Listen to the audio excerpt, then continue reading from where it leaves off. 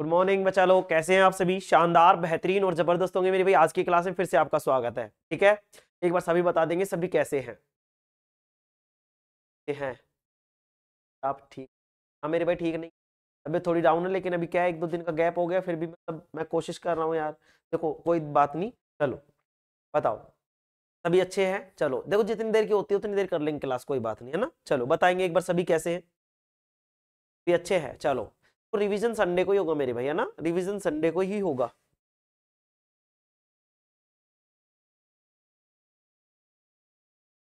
Revision Sunday को ही होगा। चलो देखो मेरे भाई, आज हम जो पढ़ेंगे, हमने कहां तक पढ़ लिया था? हमने उसके द्विसंकरण पढ़ लिया था द्विसंकरण। चलो, मेंडल का द्विसंकरण पढ़ लिया था, और इस द्विसंकरण के बाद में हम जो पढ़ रहे थे वो था मेरे भाई हमारे क्या, वंशानुगति के या वंशानुक्रम के नियम। कौन से नियम? जो मेंडल ने प्रतिपादित किए। कितने नियम प्रतिपादित किए थे? 3। ठीक है, उन तीनों के बारे में पढ़ेंगे कि उन तीनों नियमों में उसने क्या क्या कहा था। ठीक है, चलो उससे पहले मैं तुम्हें जो द्विसंकरण था उसका बता देता हूँ कि कैसे किस तरीके से क्या क्या है। ठीक है, चलो देखो, यहाँ पे जो ये कैपिटल आर था, जो कैपिटल आर था वो क्या था? गोल था और झुर्रीदार। छोटा आर था, ठीक है। कैपिटल वाई पीला और स्मॉल वाई हरा। ठीक है, चलो यहाँ पे देखो, अगर यहाँ पे देखेंगे capital R capital R capital Y, तो ये क्या हो जाएगा? गोल पीला। क्या हो जाएगा? गोल पीला। ठीक है, सबसे पहले हम क्या करेंगे? गोल पीलों को गिन लेंगे। कितने, किसको गिन लेंगे? गोल पीलों को। देखो यहाँ पे भी गोल और पीला, यहाँ पे भी गोल और पीला। ठीक है, दोनों प्रभावी होंगे। देखो यहाँ पे क्या होगा? गोल और पीला। आगे देखो कितने हो गए? 4 हो गए गोल पीले। हाँ, तो इधर देखो यहाँ पे भी गोल और पीला। कैसे? कि यहाँ पे जो बड़ा आर है यही तो उत्तरदायी होगा, यही तो क्या है? प्रभावी कारक है, यही तो दिखेगा हमें। और कैपिटल वाई का मतलब क्या है? बड़ा वाई का मतलब क्या है मेरे भाई? पीला। तो देखो अब ये स्मॉल वाई और कैपिटल वाई में से कौन सा प्रभावी होगा? मैंने बताया था कि भाई बड़े अक्षर वाले जो बड़े कैपिटल लेटर्स में है वो क्या होंगे? प्रभावी होंगे। तो यहाँ पे क्या हुआ? यहाँ पे भी गोल और पीला हुआ। कितने हो गए? 5। यहाँ पे गोल और हरा हुआ, ये नहीं गिनेंगे, इसको गिनेंगे गोल और पीला। कितना हो गया? 6। ठीक है, उसके बाद में देखेंगे यहाँ पे गोल और पीला, गोल और पीला तो कितने हो गई? 7 और 8। इसके बाद में देखो यहाँ पे गोल नहीं है, ठीक है, यहाँ पे क्या है? झुर्रीदार। यहाँ पे गोल और पीला, एक ये हो गया। ठीक है, इसके बाद में ये क्या हो जाएगा? गोल हो जाएगा लेकिन हरा है, पीला नहीं है। तो कितने हो गए? 9 हो गए ना यहाँ तक। तो देखो यहाँ पे क्या हो जाएगा? झुर्रीदार पीला और झुर्रीदार हरा। ठीक है, तो गोल पीले कितने हो गए? गोल और जो गोल भी है और पीले भी है, जो गोल भी है और पीले भी है, कितने हो गए? 9। तो देखो हमने क्या लिखा है?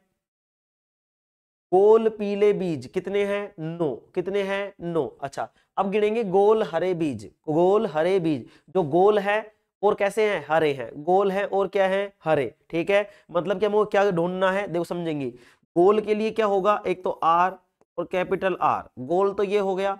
हरे बीज के लिए क्या होना चाहिए? वाई और क्या होना चाहिए? वाई। एक तो ये वाली कंडीशन हो, या फिर आर आर वाई और वाई, ये वाली कंडीशन, मतलब कि स्मॉल वाई वाली, है ना। तो ये दो कंडीशन देखेंगे कि ये कितनी जगह है, ये कितनी जगह है। जब संकलन करवाया तो इसके क्या परिणाम मिले, इन दोनों स्थितियों के क्या परिणाम मिले। चलो देखते हैं।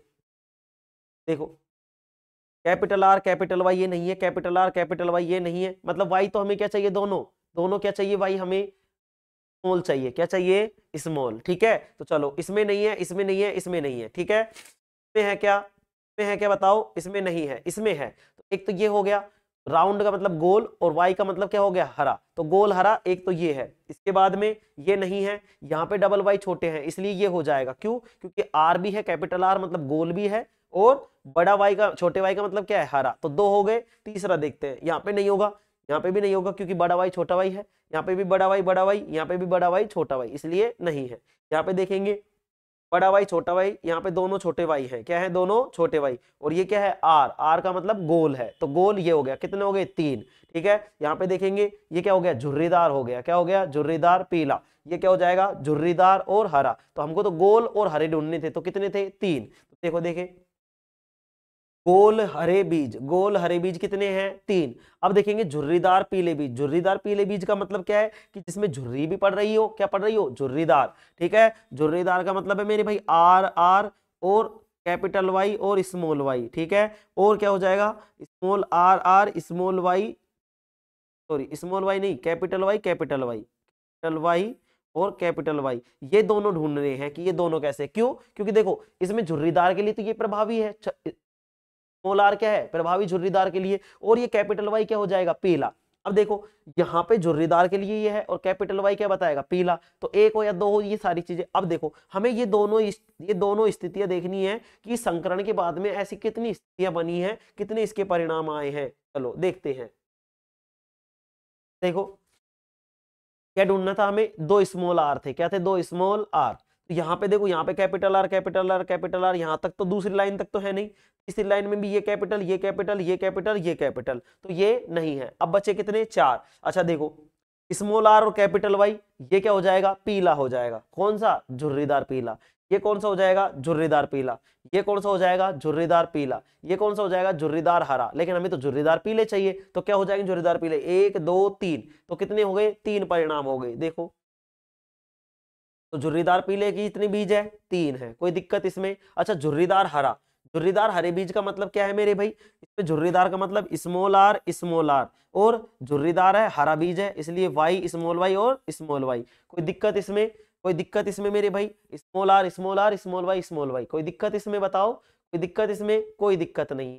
यहां तक कोई दिक्कत है क्या बताओ, इसको ढूंढना है तो ध्यान से समझेंगे, दो तो छोटे आर हो और दो छोटे क्या हो, वाई हो। देखो तो देखो बड़ा आर बड़ा आर बड़ा आर, यहां तक कोई दिक्कत नहीं, ये दोनों लाइनों में बड़े आर है, ये चार हट गई, ये चार, ये दो हट गई, ये दो हट गई, क्योंकि बड़ा आर है। हमें छोटे आर चाहिए और क्या चाहिए, छोटे वाई। इसमें बड़े छोटे आर है लेकिन बड़े क्या है, वाई। यहाँ पे छोटे आर बड़ा वाई छोटा वाई, हमें ये भी नहीं चाहिए, ये वाला भी नहीं चाहिए, हमें क्या चाहिए, छोटा आर छोटा वाई। कितना है, एक है, ठीक है, तो इसका अनुपात कितना हो जाएगा, एक हो जाएगा। झुर्रीदार हरे बीज कितने हो जाएंगे, एक हो जाएंगे, कितने हो जाएंगे, एक। अच्छा एक चीज हो, या मान लो कभी गलती से हो जाता है, ऐसे याद रख लेंगे 93 31 या 9 3 3 1, 9 3 3 1, ठीक है, 9 3 3 1, ठीक है, 9 3 3 1 ऐसे याद रख लेंगे, या फिर रख लेंगे 93 31, क्या याद रख लेंगे, 93 31, ठीक है।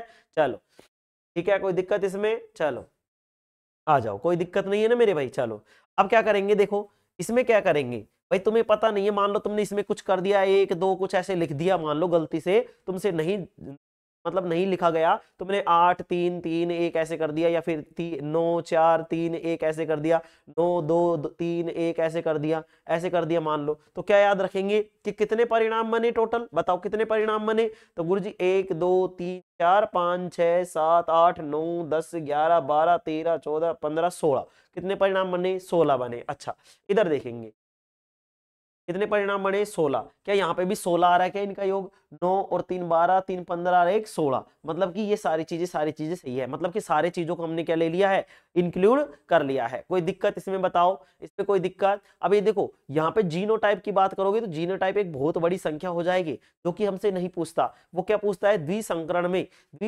में जो मेंडल ने द्विसंकरण करवाया, उसमें जो फिनोटाइप थे, उनमें जो लक्षण थे, उनका अनुपात क्या था, उनका अनुपात क्या था। तो हम बताएंगे कि उनका अनुपात सर 9:3:1, ठीक है, 9:3:3:1 है, ठीक है। चलो यहां से क्या पूछेगा, यहां से प्रश्न पूछेगा एबेसेदा वाला, कौन सा वाला पूछेगा, एबेसेदा वाला पूछेगा। कोई दिक्कत इसमें बताओ किसी को, दिक्कत किसी को, कोई दिक्कत नहीं होनी चाहिए। चलो अब लिखेंगे अपन क्या, मेंडल के वंशानुगति के या वंशानुक्रम के नियम, ठीक है। चलो हेडिंग डालेंगे सभी, हेडिंग डालेंगे और लिखेंगे, इसमें हेडिंग डालेंगे और लिखेंगे मेरे भाई।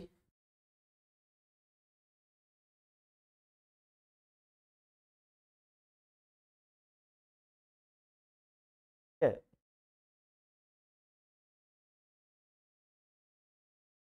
लिखेंगे इसमें मेंडल के वंशानुक्रम के नियम, लिखेंगे सभी को, लिखेंगे मेंडल के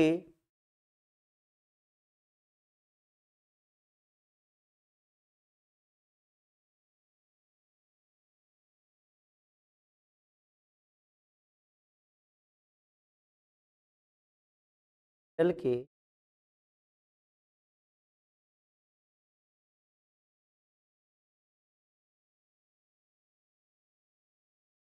वंशानुक्रम के नियम, मेंडल के वंशानुक्रम के नियम, ठीक है, लिखेंगे इसमें। एक मिनट, हाँ स्टूडियो में भाई।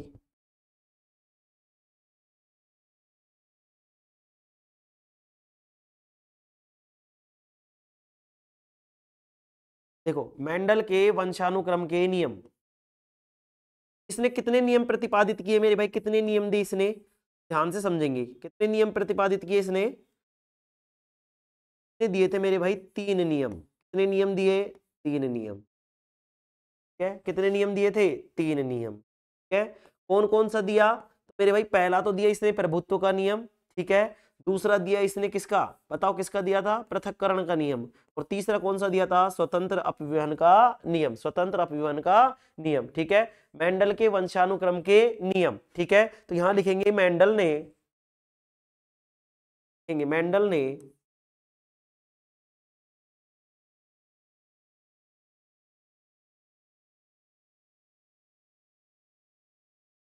मेंडल ने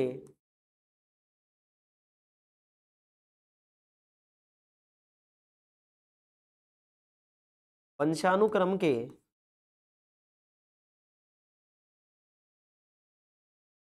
मेंडल ने वंशानुक्रम के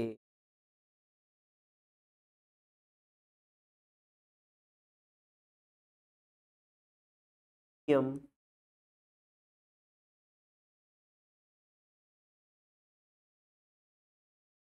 प्रतिपादित किए, नियम प्रतिपादित किए 3 नियम। अगर यहां से प्रश्न पूछ ले कि मेंडल ने वंशानुक्रम के कितने नियम प्रतिपादित किए, तो हम बताएंगे 3 नियम प्रतिपादित किए। कितने नियम प्रतिपादित किए मेरे भाई, 3 नियम प्रतिपादित किए। ठीक है, अच्छा अब पहला लिखेंगे, पहला लिखेंगे कौन सा लिखेंगे, प्रभाविता का नियम। ठीक है, किसका लिखेंगे, प्रभुत्व का या प्रभाविता का नियम, लिखेंगे प्रभुत्व का नियम, हेडिंग डालेंगे और लिखेंगे प्रभुत्व का नियम। पहला लिखेंगे मेरे भाई प्रभुत्व का नियम। ठीक है, चलो लिखेंगे प्रभुत्व का नियम।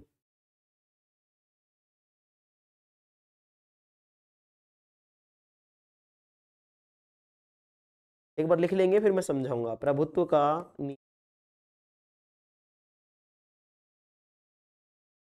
का नियम। है प्रभुत्व का नियम। अब क्या लिखेंगे इसमें, प्रभुत्व के नियम में क्या लिखेंगे कि यह नियम बताता है, यह नियम बताता है, लिखेंगे, लिखेंगे प्रभुत्व का नियम, जब एक बार लिखेंगे, क्या लिखेंगे, जब दो विषम युग्मजी, लिखेंगे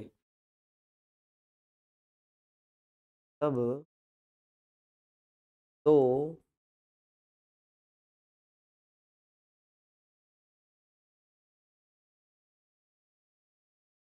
विषम युग्म की जी,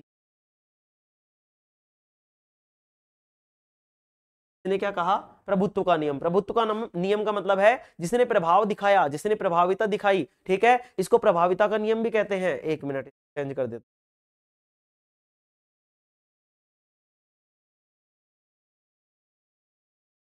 हैं। इसने क्या किया, देखो मैं समझाता हूं पहले। इसने क्या किया, दो विषम युग्म की क्या लिए, जीव लिए, क्या लिए, दो विषम युग्म के लक्षण ले लिए, जीव ले लिए, ऐसे समझ लो। उसमें क्या हुआ, इसने देखा कि जब उनका संकरण करवाया गया, क्या करवाया गया, संकरण करवाया गया, तो उनमें एक लक्षण प्रभावी था। क्या लक्षण था, एक ही लक्षण प्रभावी था, दूसरा क्या हो रहा था, छिप रहा था। यही था प्रभुत्व का नियम। क्या था, लिखेंगे इसमें, अब लिखेंगे कि जब दो विषम युग्म युग्म की जीव,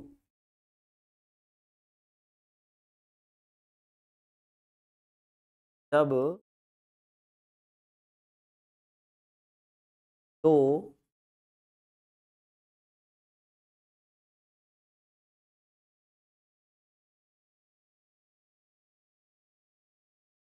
विषम युग्म की जीव, लिखेंगे जब दो विषम युग्म की जीव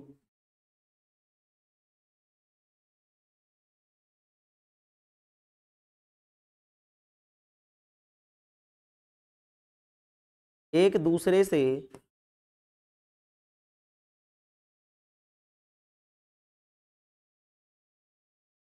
संकरण करते हैं,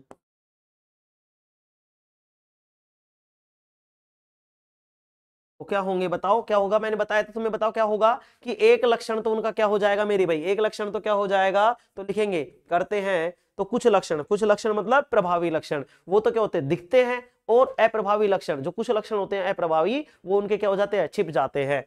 तो जब दो विषम युग्म की जीव एक दूसरे से संकरण करते हैं तो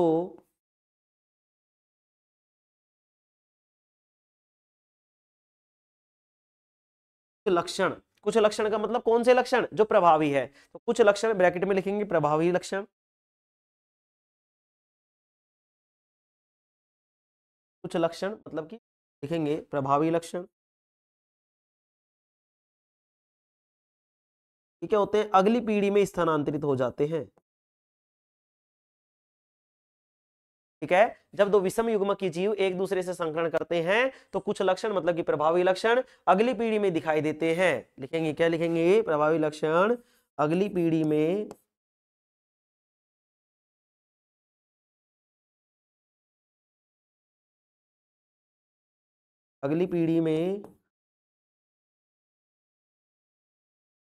दिखाई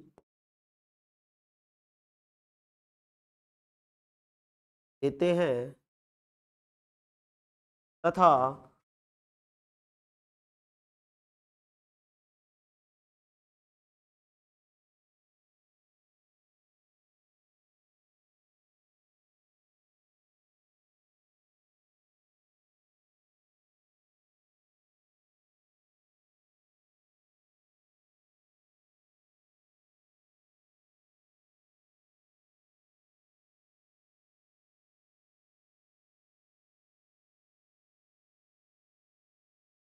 अप्रभावी लक्षण तथा कुछ लक्षण जो कि क्या है, अप्रभावी लक्षण है, लिखेंगे वो क्या हो जाते हैं, छिप जाते हैं। प्रभावी लक्षण यहाँ पे आएगा क्या, छिप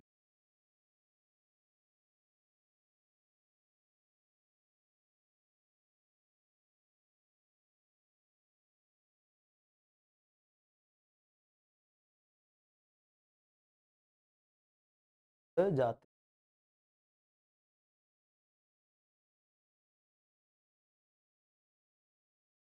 जाते हैं। लिखेंगे इसे ही प्रभाविता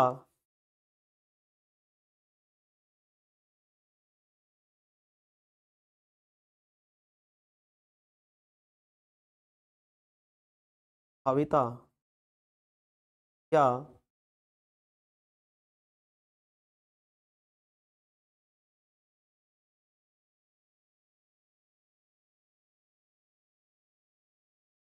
का नियम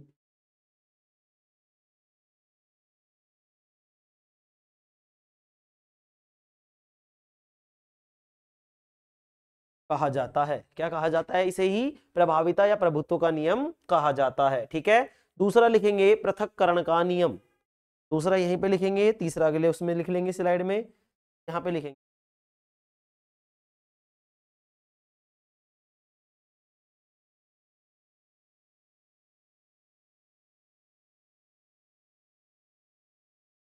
दूसरा लिखेंगे में, है ना, दूसरा लिखेंगे, सॉरी दूसरा लिखेंगे इसमें, दूसरा लिखेंगे क्या, पृथक्करण का नियम, लिखेंगे पृथक्करण का नियम, लिखेंगे दूसरा पृथक्करण का नियम, ये लिखेंगे पृथक्करण का नियम,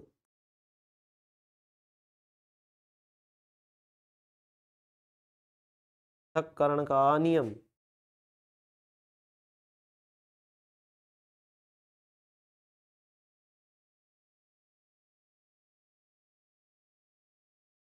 पृथक्करण का नियम।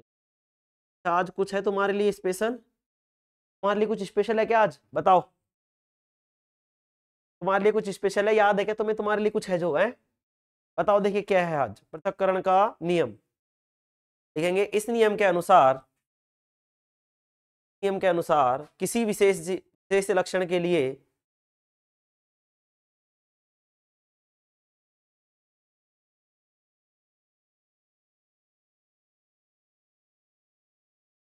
इस नियम के अनुसार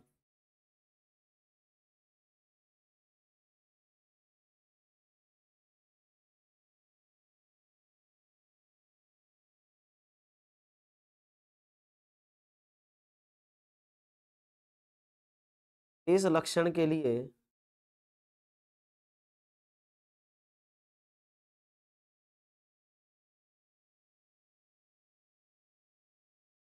के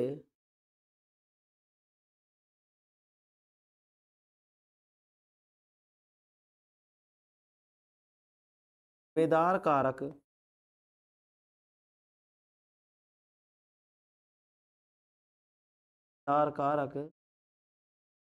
लिखेंगे कि इस नियम के अनुसार किसी विशेष लक्षण के लिए जिम्मेदार कारक, ठीक है, जिम्मेदार कारक आगे लिखेंगे इसी में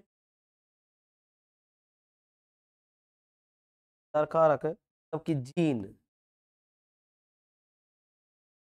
क्या हो जाते हैं, एक दूसरे से अलग हो जाते हैं। लिखेंगे विशेष लक्षण के लिए जिम्मेदार कारक जीन एक दूसरे से अलग हो जाते हैं, एक दूसरे से अलग हो जाते हैं।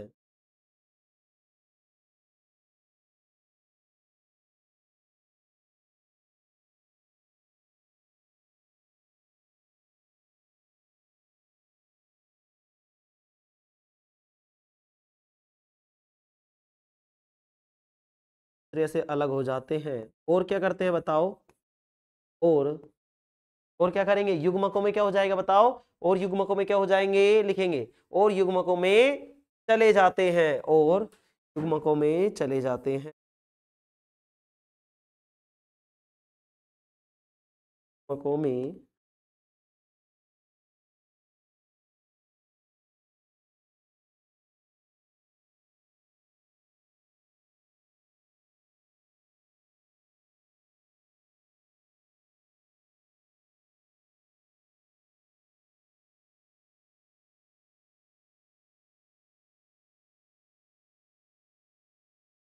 युग्मकों में चले जाते हैं।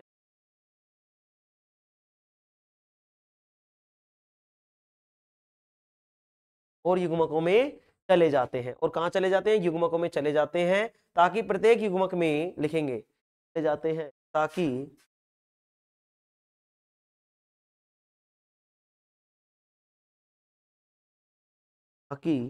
प्रत्येक युग्मक में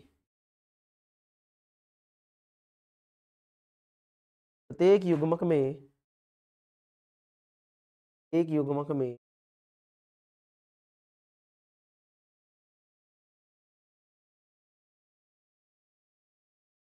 युग्मक में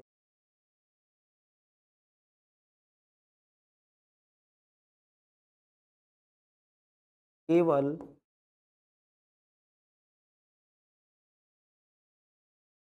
एक ही कारक हो,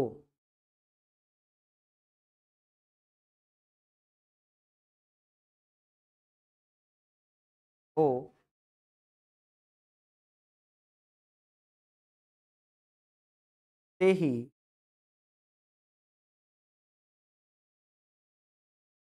पृथक्करण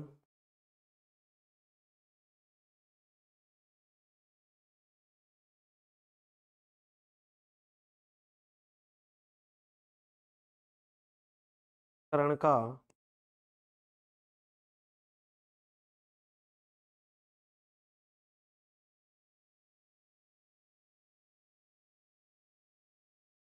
क्या कहते हैं, पृथक्करण का नियम कहते हैं। कोई दिक्कत इसमें बताओ, कोई दिक्कत मेरे भाई इसमें, कोई दिक्कत नहीं। चलो समझ लेते हैं थोड़ा सा।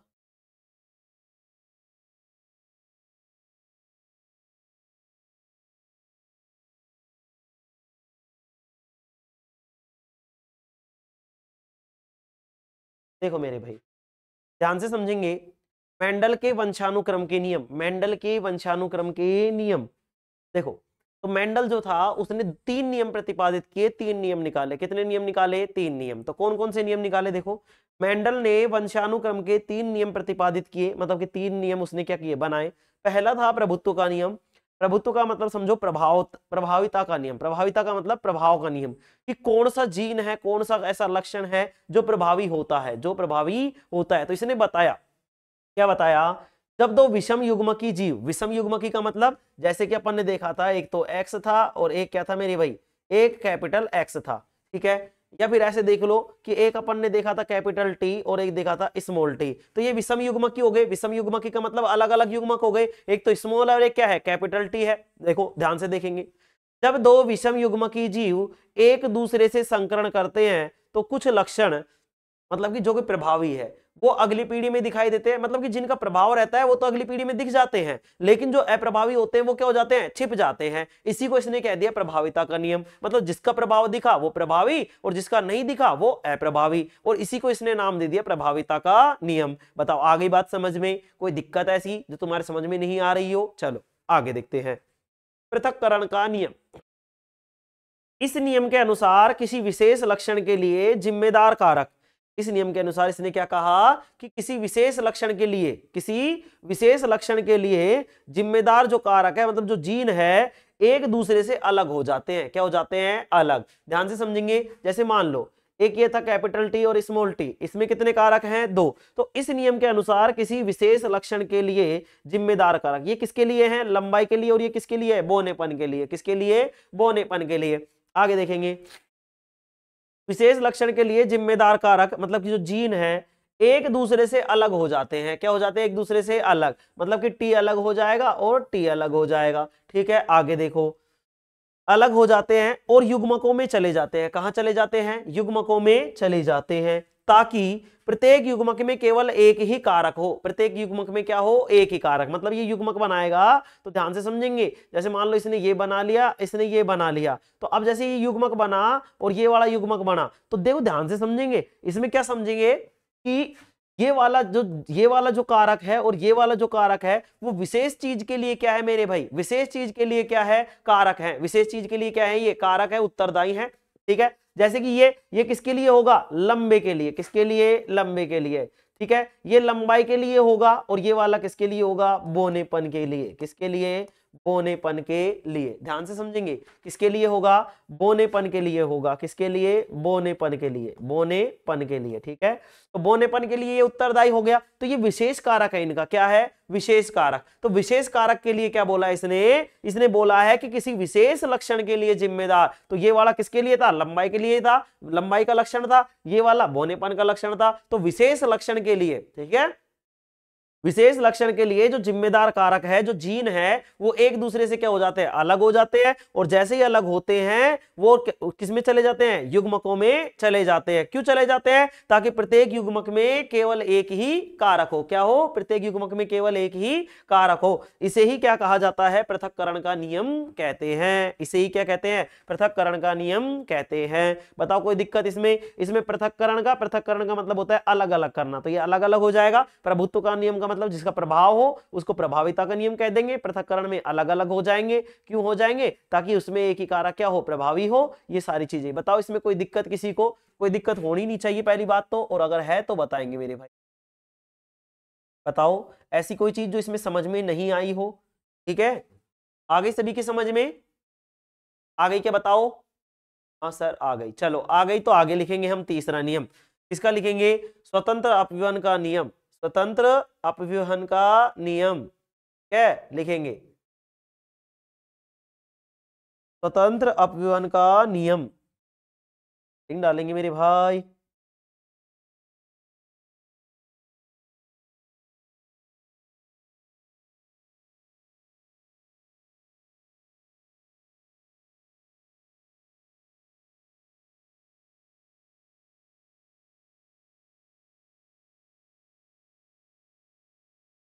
चलो देखते हैं मेरे भाई, है ना। अब देखो यहां पे लिखेंगे तीसरा नियम। क्या लिखेंगे तीसरे नियम में? तीसरे नियम में लिखेंगे मेरे भाई, तीसरा नियम लिखेंगे स्वतंत्र वर्गीकरण का या स्वतंत्र अपव्यवहन का नियम। किसका? स्वतंत्र अपव्यवहन का नियम लिखेंगे। स्वतंत्र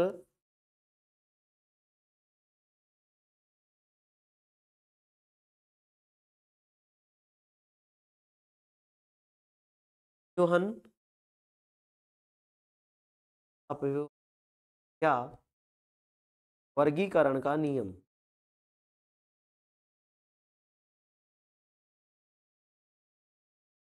करण का देखो मेरे भाई, ये क्लास है ना शाम को अपलोड होगी, है ना।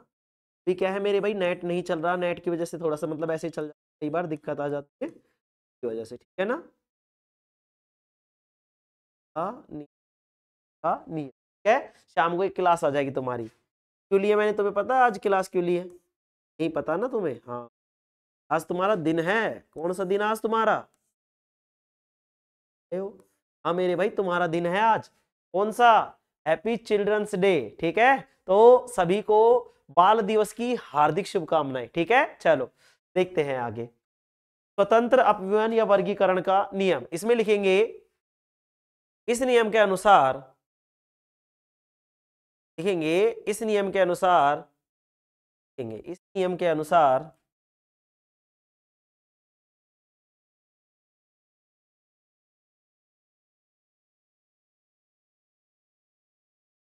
इस नियम के अनुसार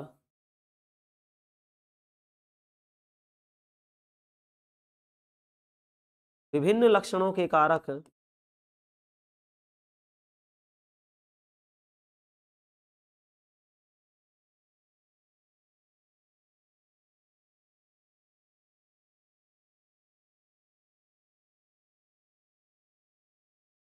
विभिन्न लक्षणों के कारक दिख रहा है सभी को? बताओ, इस नियम के अनुसार विभिन्न लक्षणों के कारक, मतलब कि कारक का मतलब क्या है? जीन, ठीक है। लिख देंगे, यहाँ पे लिख देंगे जीन, लिख देंगे जीन। ये क्या होते हैं? एक दूसरे से स्वतंत्र होते हैं, क्या लिखेंगे? जीन, है ना मेरे भाई। ये क्या है? जीन। दिख रहा है ना सभी को? अरे दिख रहा है कि नहीं दिख रहा मेरे भाई? दिख रहा है जीन? दिख रहा है। इस नियम के अनुसार विभिन्न लक्षणों के कारक, मतलब कि जो जीन है, लिखेंगे एक दूसरे से स्वतंत्र रूप से वर्गीकृत होते हैं, एक दूसरे से स्वतंत्र रूप से वर्गीकृत हैं।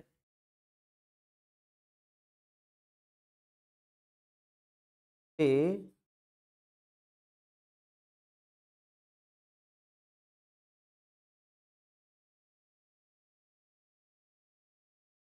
एक दूसरे से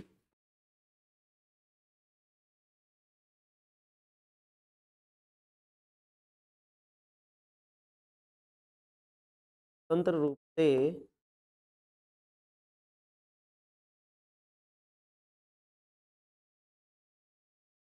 कृत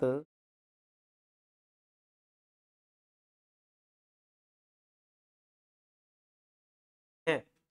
इस नियम के अनुसार विभिन्न लक्षणों के कारक या जीन एक दूसरे से स्वतंत्र रूप से वर्गीकृत होते हैं, ठीक है। कोई दिक्कत इसमें बताओ? इसमें कोई दिक्कत किसी को? अगर दिक्कत है तो बताएंगे, नहीं है तो भी बताएंगे।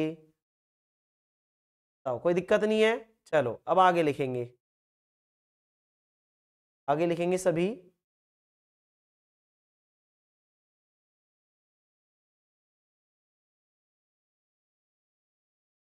बताओ, कोई दिक्कत है क्या इसमें? इस नियम के अनुसार इसने क्या कहा है? जो विभिन्न लक्षणों के कारक हैं, विभिन्न लक्षणों के जो कारक हैं वो एक दूसरे से क्या होते हैं? स्वतंत्र रूप से वर्गीकृत होते हैं, स्वतंत्र रूप से अलग अलग होते हैं। ऐसी कोई दिक्कत बताओ इसमें? मतलब ये पहले से क्या होते हैं? वर्गीकृत होते हैं, बटे हुए होते हैं। क्या होते हैं? बटे हुए, ठीक है। लिखेंगे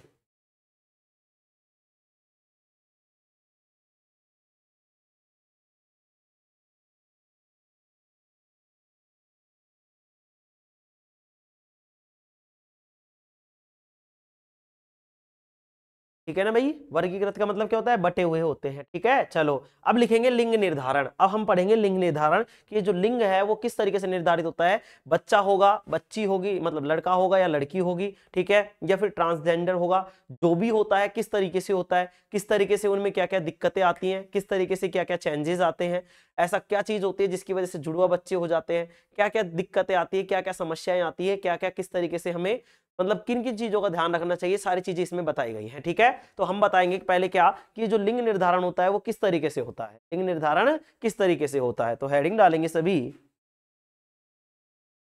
हेडिंग डालेंगे मेरे भाई सभी। क्या डालेंगे बताओ? लिंग निर्धारण डालेंगे, लिंग चलो हेडिंग डालेंगे लिंग निर्धारण, डालेंगे लिंग निर्धारण, लिंग डालेंगे मेरे भाई सभी, लिंग निर्धारण।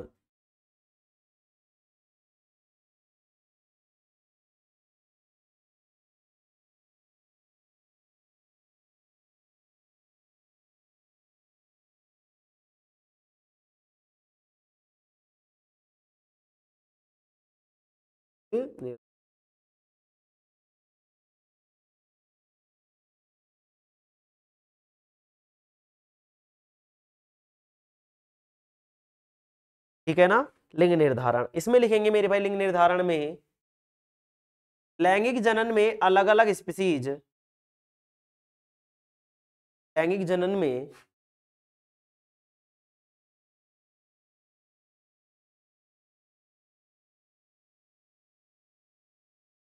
जनन में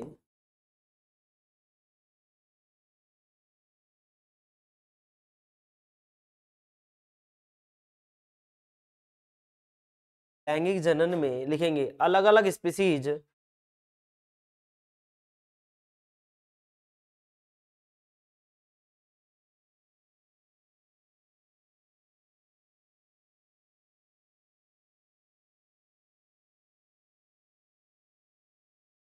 लैंगिक जनन में अलग अलग स्पीसीज, ठीक है। लिंग निर्धारण के लिए लिखेंगे लिंग निर्धारण के लिए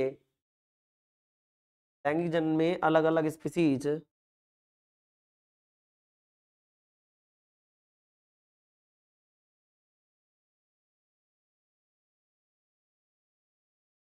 लिंग निर्धारण के लिए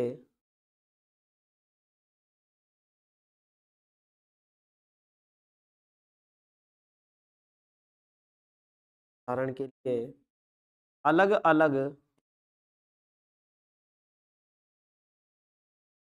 युक्ति अपनाते हैं, अलग अलग युक्ति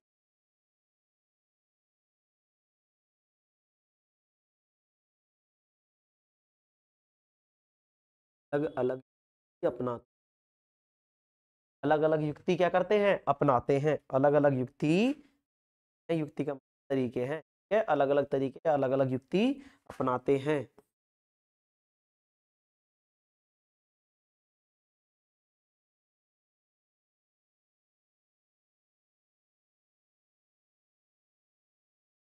अलग अलग युक्ति अपनाते हैं, ठीक है। लिखेंगे कुछ पूर्ण रूप से पर्यावरण पर निर्भर रहते हैं, लिखेंगे कुछ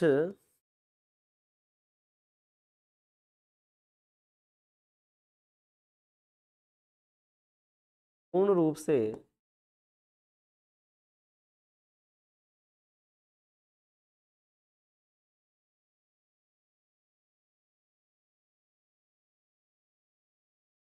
पर्यावरण पर निर्भर करते हैं,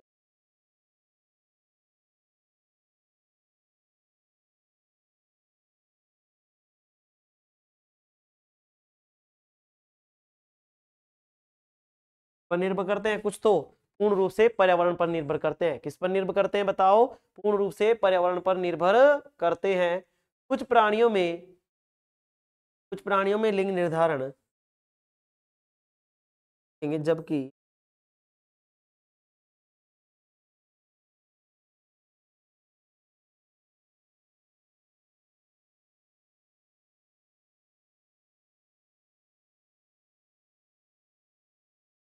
कुछ प्राणियों में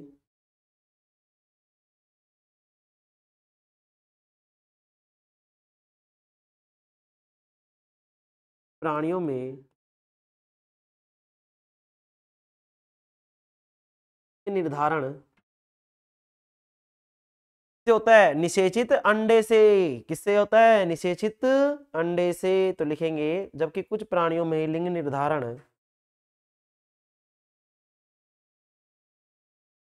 निर्धारण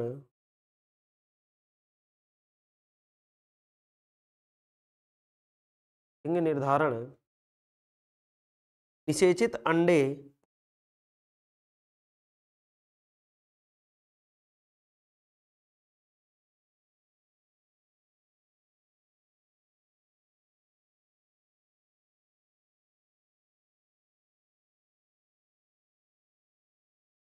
चित अंडे, जिसको क्या बोलते हैं हम, युग्मक। क्या बोलते हैं, युग्मक के,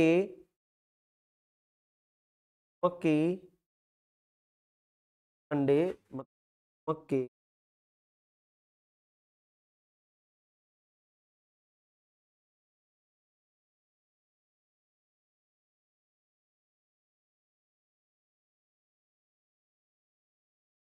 ऊष्मायन ताप पर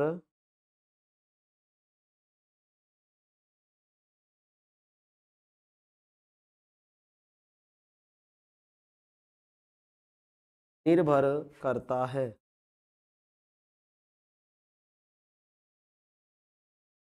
ताप पर क्या करता है मेरे भाई, निर्भर करता है। किस पर निर्भर करता है, ऊष्मायन ताप पर निर्भर करता है।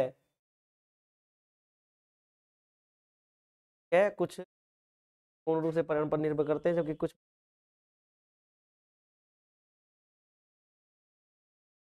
लिंग निर्धारण निश्चित अंडे के युग्मक करता है कि क्या पूर्ण रूप से परिमाण पर निर्भर करते हैं, जबकि कुछ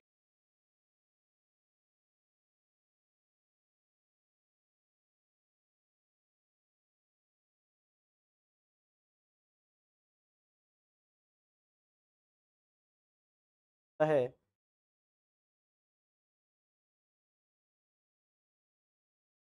हाँ,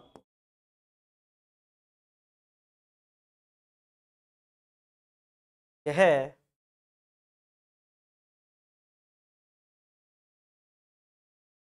हाँ, यह भी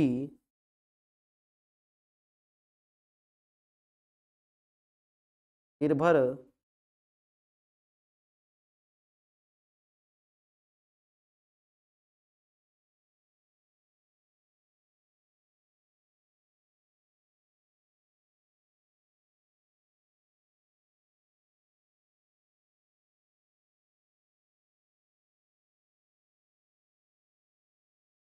पर है।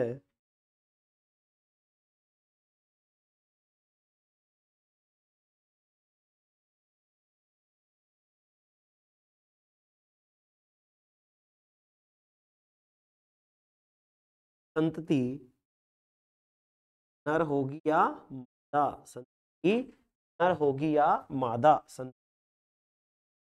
नर होगी या मादा, नर होगी या मादा।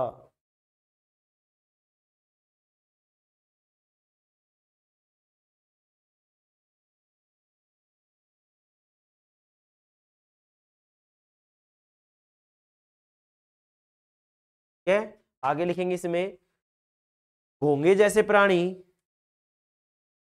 लिखेंगे घोंगे जैसे प्राणी, नीचे लिखेंगे ये घोंगे जैसे प्राणी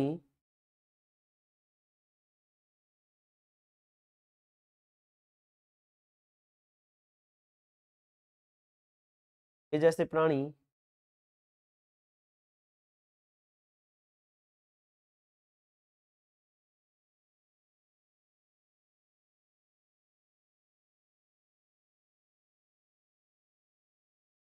ये जैसे प्राणी क्या होते हैं मेरे भाई, अपना लिंग बदल सकते हैं। लिखेंगे ये जैसे प्राणी अपना लिंग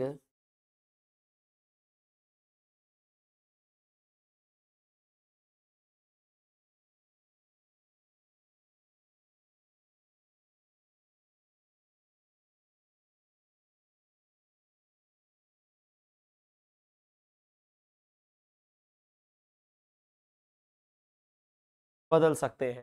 घोंगे जैसे प्राणी क्या कर सकते हैं मेरे भाई, घोंगे जैसे प्राणी अपना लिंग बदल सकते हैं।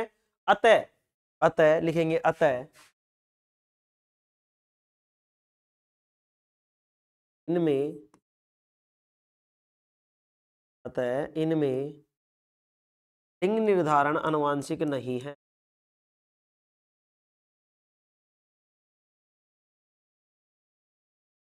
ये है आनुवांशिक नहीं।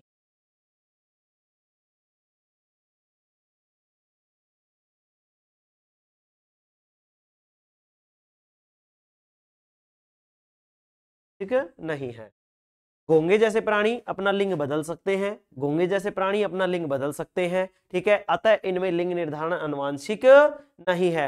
यहां से प्रश्न क्या पूछ लेगा कि निम्नलिखित में से ऐसा कौन सा जीव है जिसमें लिंग निर्धारण आनुवांशिक नहीं है। तो आनुवांशिक किस में नहीं है, घोंगे में। फिर पूछ लेगा कि ऐसा कौन सा प्राणी है या ऐसा कौन सा जीव है जो अपना लिंग बदल सकता है। तो ध्यान रखेंगे घोंगा, कौन है, घोंगा। ठीक है, चलो आगे लिखेंगे मानव में लिंग निर्धारण, मानव में लिंग निर्धारण, हेडिंग डालेंगे मानव में लिंग निर्धारण। फिर इसको समझाएंगे, थोड़ा सा टाइम बचेगा तो देखेंगे। चलो अब देखो, लिखेंगे मानव में लिंग निर्धारण, मानव में लिंग निर्धारण,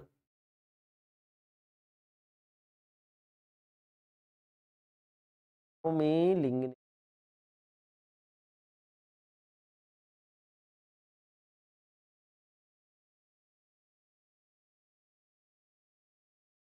मानव में लिंग निर्धारण, ठीक है।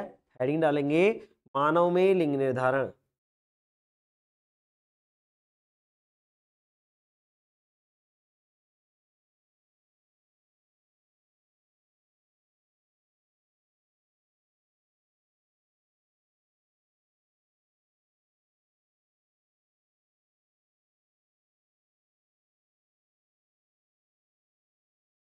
मानव में लिंग निर्धारण, ठीक है। अब इसमें लिखेंगे मेरे भाई, मानव में लिंग निर्धारण कैसा होता है, अनुवांशिक होता है। क्या होता है, अनुवांशिक। तो लिखेंगे मनुष्य में लिंग निर्धारण, लिखेंगे मनुष्य में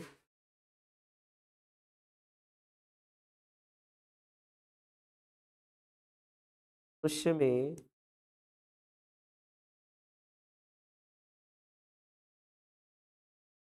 लिंग निर्धारण अनुवांशिक होता है। क्या होता है,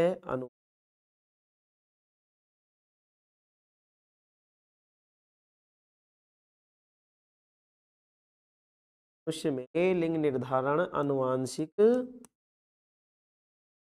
होता है,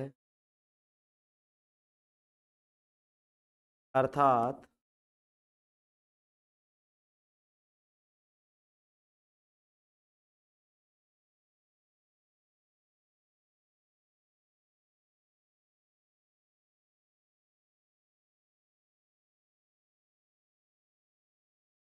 अर्थात क्या कह रहा है, अर्थात देखो मनुष्य में जो लिंग निर्धारण है वो क्या होता है, अनुवांशिक होता है। अर्थात क्या कहना चाह रहा है, अर्थात जनक जीवों से, लिखेंगे अर्थात अनुवांशिक आधार पर होता है। मनुष्य में लिंग निर्धारण अनुवांशिक आधार पर, लिखो आधार पर होता है।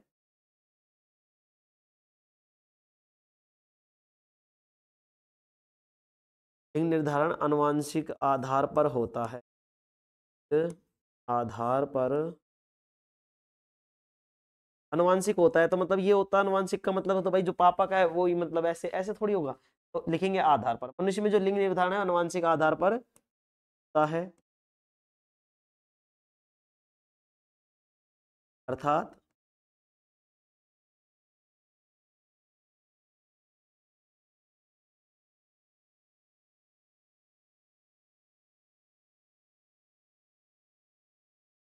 अर्थात क्या होगा, अर्थात लिखेंगे अर्थात, है ना भैया, यहाँ तक तो कोई दिक्कत थोड़ी है लिख दूं और आगे बताओ, है लिख दूं। अर्थात लिखेंगे जनक जीवों से, अर्थात जनक आ जाएगा ना यहाँ पे, अर्थात जनक जीवों से, अर्थात जनक जीवों से, अर्थात जनक जीवों से,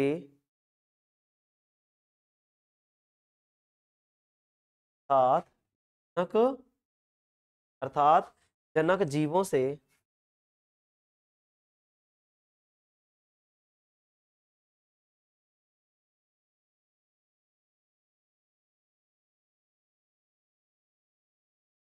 अर्थात जनक जीवों से वंशानुगत जीन ही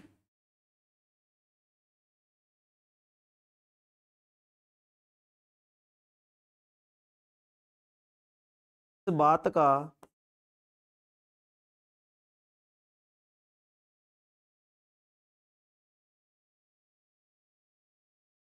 निर्णय करते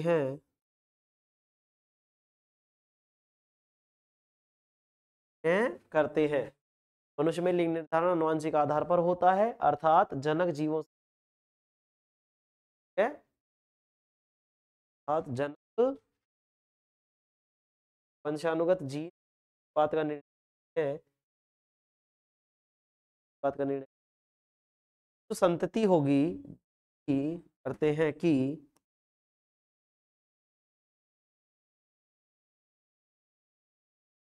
कि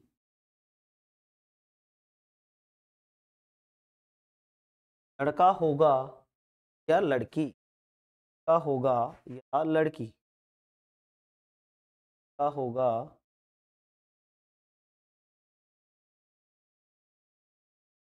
या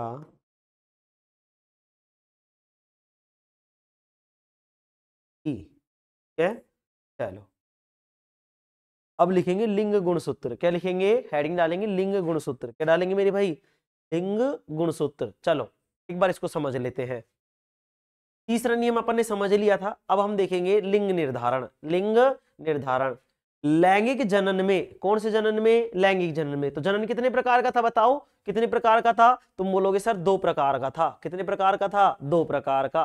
तो लैंगिक जनन, लैंगिक जनन में अलग अलग स्पीसीज लिंग निर्धारण के लिए अलग अलग युक्ति अपनाते हैं। ध्यान से समझेंगी, जो ये लैंगिक जनन है इसमें जो अलग अलग स्पीसीज है, अलग अलग स्पीसीज का मतलब जो अलग अलग जीव हैं, जैसे अपन हो गए, इंसान हो गया, भैंस हो गया, गाय हो गई, मच्छर हो गया, चिड़िया हो गई, कबूतर हो गई, मतलब सारी स्पीसीज। ठीक है, जितने भी जीव यहां पर उपलब्ध है पृथ्वी पर, जितने भी जीव हैं वो। ठीक है, तो लैंगिक जनन में जो लैंगिक जनन करते हैं, ठीक है, क्या करते हैं? लैंगिक जनन। तो लैंगिक जनन में अलग अलग स्पीसीज, अलग अलग स्पीसीज लिंग निर्धारण के लिए, किसके लिए? लिंग के निर्धारण के लिए क्या करती हैं? अलग अलग युक्तियां अपनाती हैं, अलग अलग तरीके अपनाते हैं। क्या करते हैं? अलग अलग तरीके अपनाते हैं।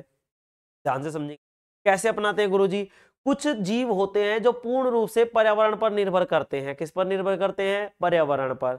समझ में आई? कुछ नहीं आया गुरुजी? पर्यावरण का मतलब क्या है? जैसे समझो कि पर्यावरण का ऊपर है, मतलब कि जैसे प्रकृति ने चाहा वो वैसे ही बनेंगे, उसमें उनका कोई रोल नहीं है, उनका कोई रोल नहीं है, कोई उनका मतलब कि उनका कोई महत्व नहीं है, कोई रोल नहीं है। ठीक है, ध्यान से समझेंगे।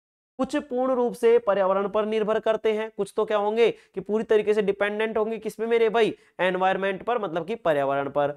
जबकि कुछ प्राणियों में लिंग निर्धारण निषेचित अंडा, निषेचित अंडा का मतलब क्या है? युग्मक। क्या है? युग्मक। जब अंडे में, जब मतलब अंडाणु होगा और शुक्राणु होगा, दोनों क्या हो जाएंगे? मतलब मिल जाएंगे, जब उसको बोलेंगे हम जाइगोट। जाइगोट का मतलब क्या है? युग्मक। ठीक है, तो निषेचित अंडे मतलब कि युग्मक के ऊष्मायन ताप पर निर्भर करता है, निर्भर करता है। क्या निर्भर करता है? क्या निर्भर करता है? यह निर्भर करता है कि संतति जो होगी वो नर होगी या मादा। देखो कुछ जीव तो होंगे जो पर्यावरण पर डिपेंड करेंगे, ठीक है, तो उसमें ताप पर निर्भर करते हैं। यहां से इसको हटाएंगे मेरे, को हटाएंगे मेरे, को हटाएंगे। संतति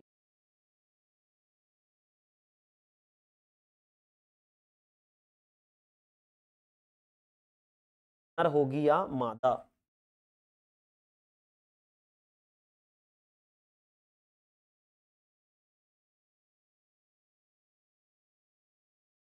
संतति नर होगी या मादा, नर होगी या मादा। ठीक है, नर होगी या मादा। ठीक है, तो संतति नर होगी या मादा किस पे डिपेंड करेगा? ऊष्मायन ताप पर। किस पर डिपेंड करेगा? ऊष्मायन पर।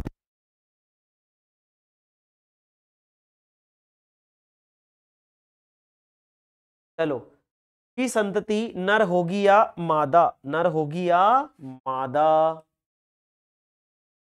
है?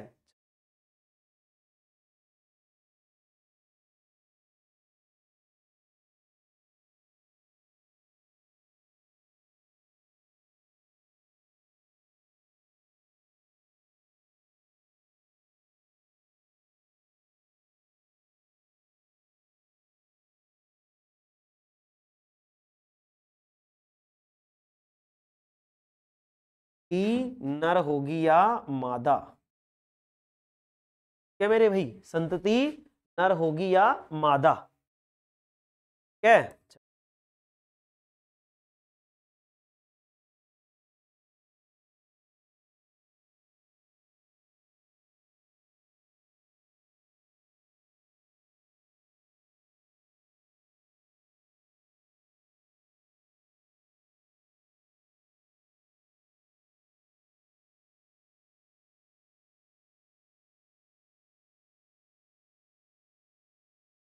संतति नर होगी या मादा किस पे डिपेंड करेगा?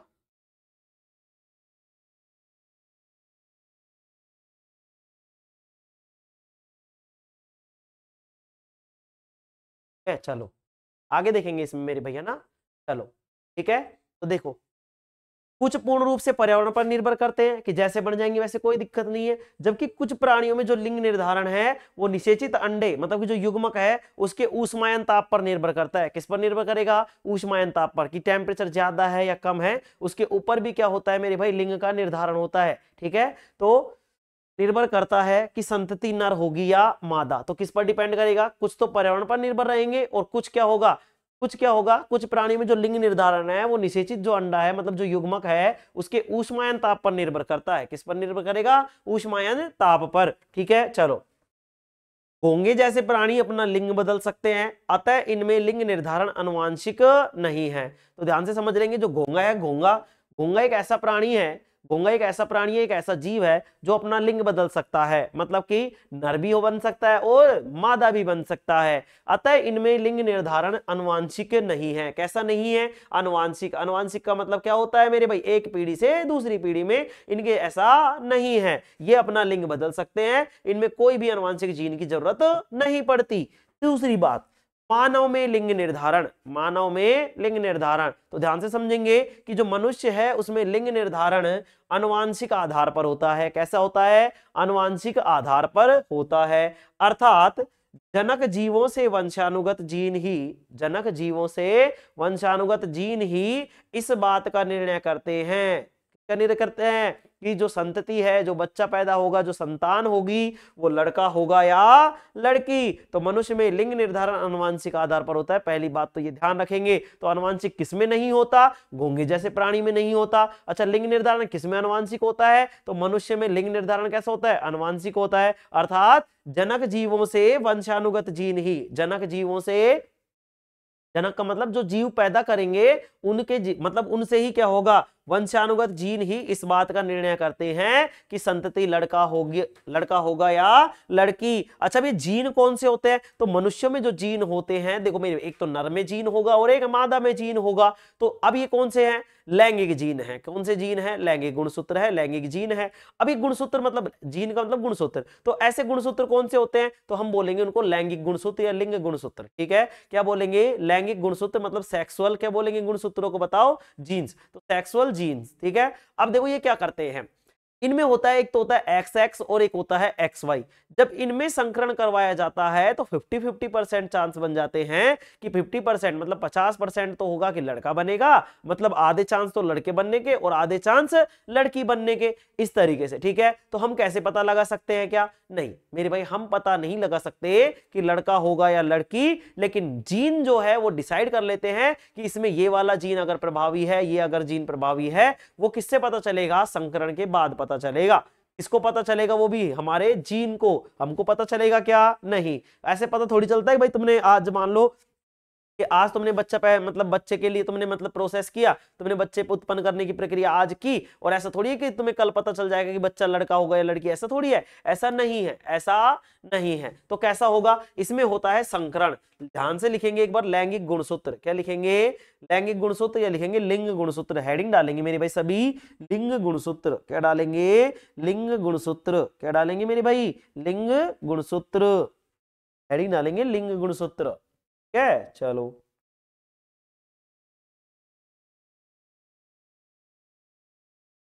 लिखेंगे लिंग गुणसूत्र।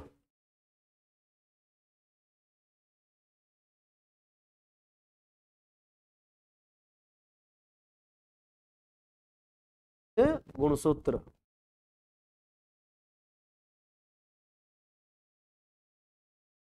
गुणसूत्र क्या? लिंग गुणसूत्र। अब इस लिंग गुणसूत्र में क्या क्या लिखेंगे, ध्यान से समझेंगे। इसमें यही बताएंगे भाई कितने जोड़ी मतलब हमारे पास गुणसूत्र होते हैं, कौन कौन से होते हैं, क्या क्या होते हैं, वो सारी बातें हम यहाँ पे पढ़ेंगे। ठीक है, आज देखो मेरे भाई टाइम हो गया और तुम्हारा आज क्या है? बाल दिवस है। ठीक है, आज क्या है तुम्हारा? बाल दिवस। तो हैप्पी बाल दिवस सभी को। तुम सभी बच्चे हैं, कोई बड़ा बड़ा देख रहा हो तो भाई मेरे भाई इसमें मेरी गलती नहीं है ना, बच्चों के लिए वीडियो बनाई है ना। तो बच्चों, तुम्हें बाल दिवस की हार्दिक शुभकामनाएं। ऑफलाइन जो थे उनको तो बांट दी मैंने, है ना। 1 की 2 वाली बाटी है, तुम 1 की 4 वाली खा लेना, रुपए मैं दे दूंगा। ठीक है, चलो हाँ। अरे नालायक हो गए तुम, लाखों वाखों में देख रहे हो और लाखों में खा गए तो फिर हो गया फिर ही। चलो कोई बात नहीं, देख लेना तुम, तो दे देंगे अपन, है ना। हाँ यहीं से फेंक के मारूंगा 4-5 और तुम ले लेना वहां पे, है ना। चलो आज के लिए इतना ही काफी। Thank you all of you, take care, love you all. देखो तबियत थोड़ी डाउन चल रही है, ठीक है। और ये लो तुम्हारा, चलो।